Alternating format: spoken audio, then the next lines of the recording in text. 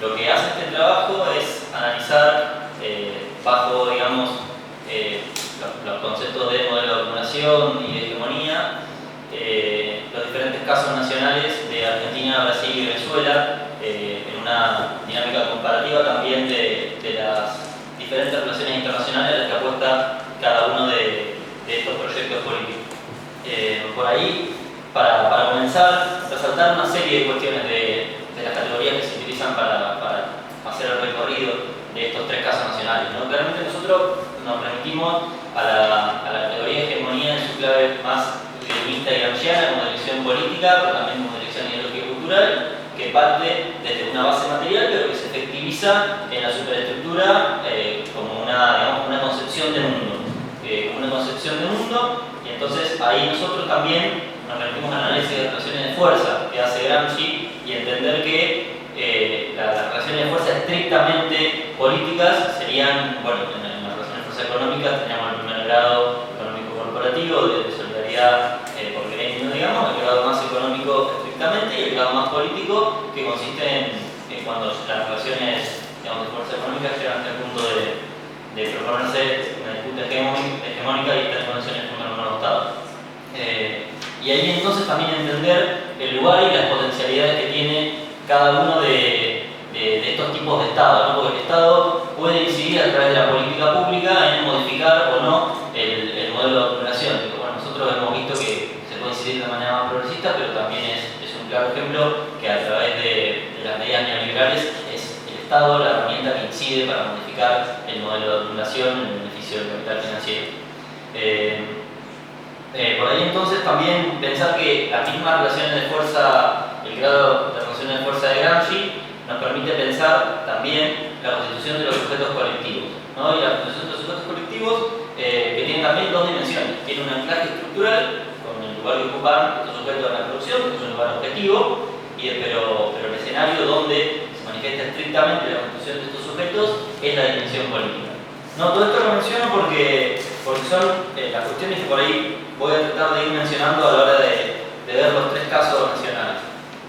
El primer caso es el de la Venezuela bolivariana y lo que hace acá Gastón en este texto es dividirla en tres etapas, ¿no? El periodo desde la llegada de Chávez en su momento al poder y que llega hasta el 2013. Las etapas consistirían primero la primera etapa sería la llegada de Chávez al poder en 1998, viniendo desde un contexto de crisis del neoliberalismo, teniendo el Caracazo que termina también con el levantamiento de Chávez, pero que viene de un contexto en donde la gobernabilidad política en Venezuela en el siglo XX se había forjado a través de un pacto entre los principales partidos y con el apoyo de la Iglesia, de las Fuerzas Armadas y de las corporaciones que se expresan en el grupo Fede Cámaras, ¿no? Que es también un grupo que lo estamos viendo muy activo.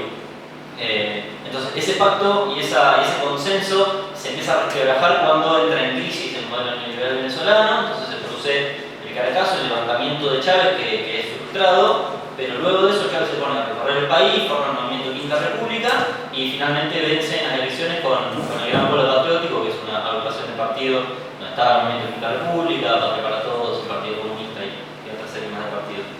Y en la primera etapa de esta asunción de Chávez, a lo que se dedica, digamos, prioritariamente es a la reforma constitucional, que tiene un eje central que es la democracia participativa y protagónica. Entonces, esta reforma se propone no solamente una democracia en marcos políticos e institucionales, esta reforma constitucional, ¿no? Que es la que hace Chávez, que estaría dada la ampliación democrática e institucional, estaría dada, por ejemplo, por la instauración de la posibilidad de referendo revocatorio, que después la derecha intentó utilizar contra el referendo de Chávez, y con las posibilidades de organización asamblearia en los consejos comunales, pero también la democratización se lleva a un plano económico-social, donde se ponen también en primer lugar las propuestas de autogestión y de cogestión económica como partes prioritarias también de la democratización. Esto es importante porque se hace en un momento en donde el proyecto chavista no era un proyecto socialista, se autodefinía como un proyecto mixto, pero ya podemos ver por acá un germen donde se liga la democracia política con una democratización económica. Y entonces, como para poder también ir viendo como el mismo proceso venezolano, la misma lucha de clases, van llevando a la radicalización del modelo venezolano. No hay una propuesta inicial que se despliegue en el tiempo, sino que justamente es la lucha de clases la que va motivando esas modificaciones. Además, Venezuela en estos momentos se plantea se reasigna su rol internacional, ¿no? Se plantea recuperar el poder de negociación que tiene la OPEP, entonces aspiran a aumentar el precio del barril de petróleo restringiendo la oferta, ¿no? Cosa que no es muy grata para justamente los países principales consumidores de petróleo, pero que a la vez deja a Venezuela con una fuente de reservas más importante para empezar a implementar una suerte de diplomacia petrolera y para autoconcebirse también como potencia económica. Pero bueno, entonces, de la mano de PDVSA y la recuperación de la OPEP, se empieza a producir un paquete de leyes y de medidas económicas del gobierno bolivariano que incluyen también medidas sociales. Y está, por ejemplo, la ley de tierras. Y la importancia de esta política particular, la ley de tierras, es que conlleva su propia aplicación la organización del sujeto que va a ser beneficiario de esas políticas, ¿no? Se crean comités rurales de tierra y comités urbanos de tierra. Entonces, ahí también lo que se visualiza es una dinámica donde la misma propuesta política se radicaliza y se profundiza de la mano de la organización popular, y donde la misma propuesta política incluye la organización popular como parte esencial de su propio despliegue. Todo esto, como les comentaba, es la primera etapa del gobierno de Chávez, que llega a un punto de inflexión en 2001-2002. ¿No? En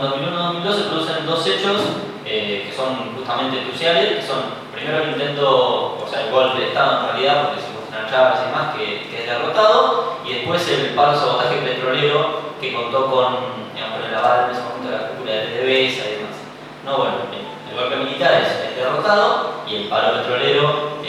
genera un terrible aumento de los niveles de pobreza y de desempleo, de pobreza y de marginalidad que venían reduciéndose desde la llegada del gobierno de Chávez. Pero el gobierno logra sortear justamente estas dos instancias y empiezan como a replantearse una serie de cuestiones, porque era notoria la participación, por ejemplo, de Fede Cámaras y de la burguesía que el chavismo había identificado como nacional en la conspiración golpista, en conjunto con los medios de comunicación y en conjunto con un sector de las Fuerzas Armadas. Entonces,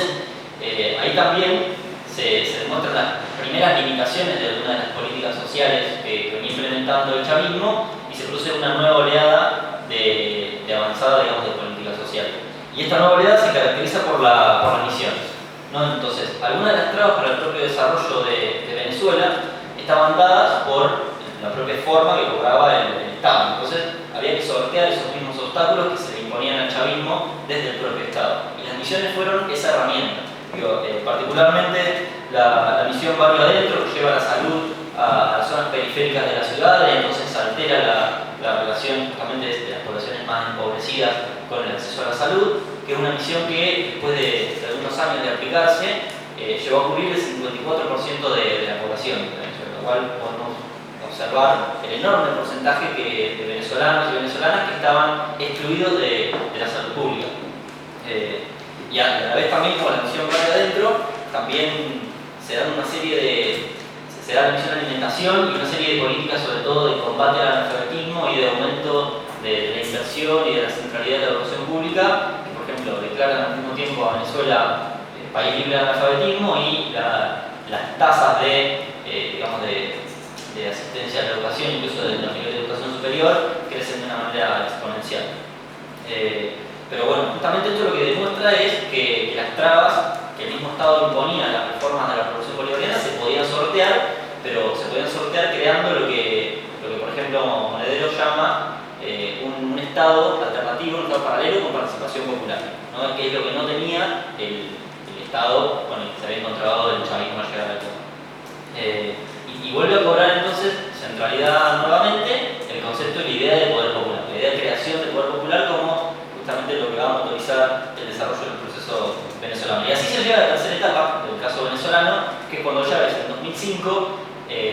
explícitamente titula que es imposible, construir un tipo de sociedad que combata la marginalidad, que combata la pobreza, que combata la precarización, y y que asegure mejores condiciones de vida a los sectores subalternos por dentro de los marcos del capitalismo. Entonces la propuesta de un nuevo proyecto societario que se va a ver también plasmada en otras instancias propuestas por Venezuela posteriormente, como por ejemplo, no solo apostó a una integración regional más como la que ya había mencionado, ¿no? En la que apostaron Brasil y Argentina, del Mercosur, de la creación de la UNASUR, de la creación de la CELAC, sino que Venezuela además concibió la creación del ALBA como el Tratado de Comercio de los Pueblos, que tiene otros principios, digamos, comerciales, ¿no? Que permite, por ejemplo, el intercambio entre Cuba y Venezuela de petróleo por médicos para las misiones venezolanas, y entonces va estructurando todo un nuevo esquema que no es solamente económico, sino también que es social, cultural, sanitario, alimentario, en fin. Entonces, ese tercer momento del proceso venezolano, justamente también se ve demostrado en que algunas cuestiones que estaban expresadas en la Constitución pero que no alcanzaban a desarrollarse empiezan a cobrar mayor vigor, como por ejemplo la democracia en el plano económico. Y es así que, por ejemplo, acá un dato importante es que, por ejemplo, en el año 2008 Venezuela tenía más cooperativas activas que la sumatoria de las cooperativas activas de Argentina, Brasil y Colombia, ¿no? Si todo esto lo medimos en el tamaño de las economías de estos países y de la cantidad de población de estos países, podemos ver realmente cómo ahí hay una política y una decisión del chavismo de tener una modificación, de utilizar la modificación de la Constitución para organizar a un nuevo tipo de sujeto y entonces ahí alterar el equilibrio de fuerzas sociales. Eso en los marcos de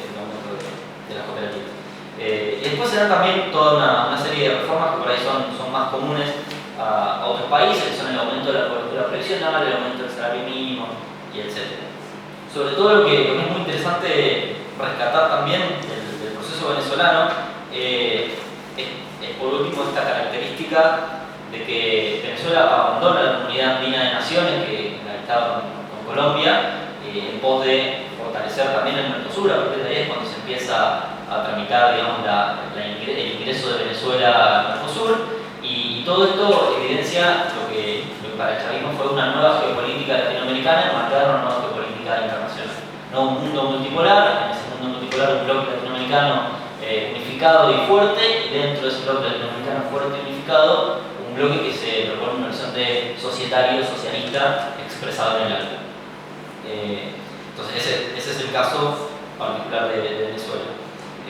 En el caso de Brasil, la situación es diferente porque además de llegar Lula al gobierno en 2003, lo que también se produce es que por las dinámicas económicas propias de Brasil con las que llega el gobierno de Lula, un Brasil completamente cooptado por la economía neoliberal, Lula tiene que ceder y aplicar incluso una serie de reformas, como la reforma previsional sugerida por el FMI, contra las cuales, por ejemplo, se ha manifestado en contra en su campaña. Entonces, lo que se da en esta primera etapa del Brasil de Lula es una convergencia que se expresa tanto en el bloque de fuerzas políticas que llegan al gobierno, donde está el Partido Liberal, el Partido Comunista de Brasil, como en el reparto de los ministerios y como en las políticas, ¿no? Las áreas económicas quedan en manos de la derecha, las áreas sociales quedan en manos del MST, del Partido Comunista, de las fuerzas de izquierda, ¿no? Educación, salud para las fuerzas de izquierda, Ministerio de Economía, Ministerio de Agricultura para las fuerzas de la derecha. Se dan ahí una serie de conflictos también porque al mismo tiempo que el Ministerio de Agricultura queda en manos de representantes claros de los agronegocios, lo que es el Ministerio de Desarrollo Agrario con mucho menor presupuesto queda en manos del MST, y se hace una reforma agraria muy limitada que empuja también al MST a nuevos puntos de conflictividad con el gobierno de Lula. Pero al mismo tiempo, o sea, la complejidad que tienen estos casos nacionales es que al mismo tiempo que en Brasil, en esta primera etapa, que va desde el 2003, Lula toca muy poco o nada la dinámica neoliberal de la economía, también en relaciones internacionales, Lula es claramente un pilar de lo que fue el no al ALCA, antes de llegar al gobierno, incluso manifestándose en contra de Chávez, en contra de la invasión estadounidense de Irak, ¿no? Digo, todas unas medidas que configuran, más allá de las reformas económicas específicas, un escenario de integración latinoamericana basada en ciertos acuerdos políticos. Entonces, eso en el caso brasileño. se empiezan a implementar políticas sociales en esta primera etapa que, de nuevo, ¿no? Sin tocar el modelo neoliberal, buscan mejorar la condición de los sectores subalternos. Entonces está, por ejemplo, el plan Hambre Cero. Ahora lo tenemos un poquito desgastado nosotros porque ya cualquiera habla de Hambre Cero en este país, pero bueno, el plan de Lula de Hambre Cero incluía la Bolsa Familia, que es muy importante porque, no quiero decir cualquier cifra, pero bueno, a las familias que cobran una renta inferior a 120 reales, el plan Bolsa Familia prácticamente les duplica la renta, les da 95 reales más, que en términos económicos no es, una gran cantidad, pero sí tiene unos efectos enormes a la hora de atenuar la marginación y a la hora de atenuar la pobreza. Y además tiene, como después también tiene la sanción universal por hijo en Argentina, el plan Bolsa Familia directamente implicancias en términos de salud y educación, exigiendo vacunación y exigiendo inscripción y escolaridad. Y la segunda etapa de Brasil tiene que ver justamente cuando posteriormente a la negación, digamos, a la oposición alárica, Brasil cancela su deuda con el FMI, no renueva sus compromisos y desde ahí se dice que se pasa de un modelo de desarrollo más neoliberal a un neodesarrollismo, ¿no? Entonces se dan una serie de leyes en Brasil que permiten y favorecen la fusión de las empresas, la concentración del capital brasileño, lo cual va a ser, por ejemplo, muy importante a la hora de configurar cómo esas empresas brasileñas se relacionan con el resto de los países de América Latina, porque por ejemplo hay nociones de, por ejemplo, subimperialismo brasileño, de su propia burguesía, que adquiere un montón de empresas. De hecho, muchas empresas argentinas tradicionales, de lo que habría sido nuestra burguesía nacional, son compradas por empresas brasileñas en este periodo, digamos, favorecidas por estas reglamentaciones y por esta ayuda económica también que el gobierno de Brasil le da para incentivar la concentración de capital de su burguesía, pero también, además de estas reformas, se produce, de nuevo, no se crean 14 millones de empleos, desciende la desigualdad, aunque en términos económicos, estrictamente económicos, lo que sucede es que las exportaciones de Brasil sufren una reprimarización. Entonces se produce también un descenso de justamente las exportaciones de manufacturas, y lo que no se altera en ninguna de las dos etapas de Brasil, ni en la Lula ni en la Lula y Dilma, es el poder central que tiene el capital financiero sobre el total de la economía, ¿no? Esto que decía al principio, esto de que el Estado de las políticas públicas pueden reorientar un modelo de acumulación, es algo que por ahí claramente vemos en Venezuela, cuando de la mano de las nacionalizaciones y de la mano de también el fomento a la producción cooperativa, eso genera una transferencia directa de ingresos al pueblo productivo y al pueblo del salario. Pero en el caso de Brasil, las medidas tomadas han sido más de redistribución o políticas compensatorias que de afectar la ganancia del capital financiero. Y bueno, también Brasil ha apoyado estos procesos de integración latinoamericana, pero más viéndolos como un puente, una catapulta o un andamio para su proyección de política exterior, y entonces su proyección en el BRICS y su proyección como potencia económica mundial. Entonces esto también configura la compleja relación entre los países de América Latina, donde claramente la propuesta de Venezuela va por otros caminos, incluso societarios, a la propuesta de Brasil y Argentina. Y el último caso, que es el caso de Argentina, que también lo podemos situar en tres momentos, en tres breves momentos, que comienzan justamente con la destrucción del consenso neoliberal, con la crisis del 2001 y con la asunción de Dualde, con las primeras medidas que Dualde toma para justamente ahí afirmar la modificación del modelo de acumulación, que son el establecimiento de la retención, el incremento de las tarifas de los servicios, el default, ¿no? Y entonces este primer proceso de Dualde lo que tiene es que el costo de esa transformación del modelo de acumulación, de la mano de la devaluación, recae fuertemente sobre las espaldas de los trabajadores y de los sectores asalariados. Entonces hay una transferencia de ingresos muy fuerte, sobre todo a los sectores de capital exportador, agrario sobre todo. Con la llegada después al poder de Kirchner, con estas nuevas bases sentadas ya para un nuevo modelo de acumulación, se produce también una serie de políticas sociales que por ahí no son más conocidas, ¿no? El aumento del salario mínimo, los convenios colectivos de trabajo, los acuerdos de precios, la extensión de la cantidad de jubilados, que también tienen muy buena repercusión en cuanto a atenuar los índices sociales de pobreza y también de indigencia. Pero en términos de proyecto político y de proyecto social, el kirchnerismo define a su proyecto como capitalismo nacional y entonces empieza a tomar también una serie de medidas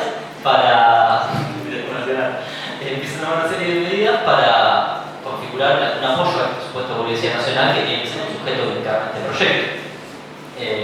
Y entonces, de la mano en parte de las políticas sociales que recomponen el consumo y la situación económica de la clase subalterna, también se dan una serie de políticas de apoyo a las pymes. Pero el problema cuando evaluamos el tejido productivo de Argentina es que la burguesía nacional tendría que encontrarse o bien en los grandes grupos del capital exportador, principalmente el capital exportador agrario, pero bueno, también tenemos industria siderúrgica, industria automotriz, o en las pymes. Y el problema es que el capital exportador realiza su ganancia justamente exportando, entonces no tendría ningún motivo para fomentar un desarrollo soberano, independiente, nacional, un capitalismo nacional. Y las pymes, que podría ser la otra alternativa para desarrollar la burguesía nacional, se encuentran con un problema que por su escala, por su baja, digamos, por su baja competencia tecnológica, su principal variable de ajuste es el salario de los trabajadores. Entonces las pymes son las empresas que proporcionalmente más bajos salarios pagan y más precarización laboral hay. Entonces también es muy difícil con empresas de estas características impulsar un desarrollo nacional capitalista, digamos, independiente. Bueno, pero a pesar de eso, el kirchnerismo intenta llevar adelante ese desarrollo y bueno, también pasamos el no al ALCA y llegamos al punto de inflexión dado por la crisis de las retenciones móviles, que lo que genera en el caso argentino, al tener una pequeña superposición con la crisis mundial, que también ocurre por esos años, es luego de la derrota, ¿no?, de la Revolución de 125, que después también nos lleva a la derrota en las elecciones de 2009, un proceso de radicalización pero sin modificar el horizonte político. Entonces, en la radicalización política se expresa, bueno, una serie de conquistas más sociales y civiles, un igualitario, ley de medios, pero también una avanzada económica. Estatización del JP, estatización de IPF, bueno, estatización del 51% del IPF.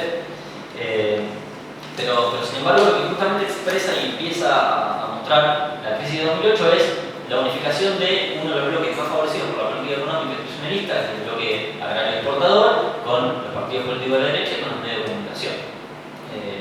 Entonces, eso es como para empezar a detectar cómo se forman las configuraciones y los sujetos que sostienen o que van en contra de estos procesos políticos. Bueno, y entonces, por ahí lo último para señalar de estos tres casos nacionales es que para analizarlo y para tener en cuenta también las complejas relaciones en las que se encuentran, es muy importante entender esto, que por ahí teníamos y tenemos en estos tres casos dos países, que son Argentina y Brasil, que tienen un horizonte común, digamos un capitalismo nacional, un capitalismo más latinoamericano, pero con diferentes proyecciones internacionales. ¿No? Brasil más proyectándose como potencia internacional propia y Argentina más apostando a una configuración de naciones sudamericanas, latinoamericanas. Pero en este mismo bloque, incluida, pero con un diferente horizonte societario, se encuentra también Venezuela y con todas las contradicciones que eso también va generando hacia dentro de los propios bloques de poder, ¿no? Para pensar las alianzas políticas que sostenía el PT, bueno, decía que era un bloque muy amplio, y cómo aún así el PT condena el bloque de Venezuela, apoya el no al ALCA, y siempre es un activo también propulsor de la integración latinoamericana. Nada, considerar estos elementos justamente para entender cómo las variables económicas y la estructura económica y el modelo de acumulación va también en una doble vía con la constitución de los sujetos políticos y en su dinámica y en su lucha de clases configuran diferentes tipos de estrategias, de instancias de integración latinoamericana, pero también digamos, de diferentes velocidades, objetivos y propuestas en cada uno de los proyectos políticos nacionales de los que se trata.